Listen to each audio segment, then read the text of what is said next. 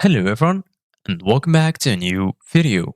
In this video, I'm gonna show you guys how to defend in NBA Live Mobile.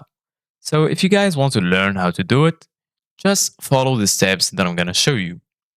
As you can see guys, I'm right now in NBA Live Mobile and this is how the homepage looks like.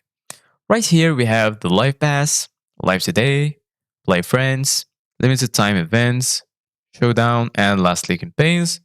And here in the bottom, you're going to find my team, auctions, achievements, objectives, and lastly sets.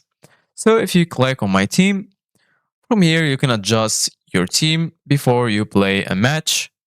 You can also change the players, activate some boosts, and so on. Once you finish, you can go back.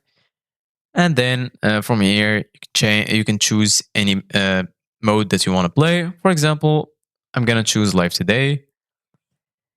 And then I'm going to choose any available match that I find. For example, I'm going to click on NBA.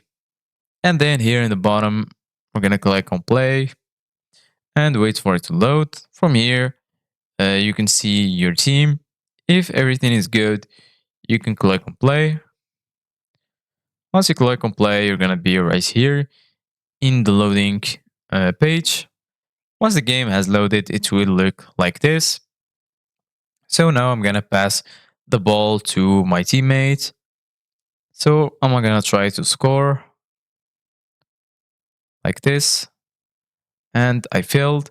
So now the opponents have the ball. As you can see, guys, now the sprint button has been changed to hold to guard or tap to steal. If you hold it, you're gonna guard, and if you just tap it, you're gonna steal the ball from the opponent. I'm gonna try to score again. And now, as you can see, guys, the opponents took the ball.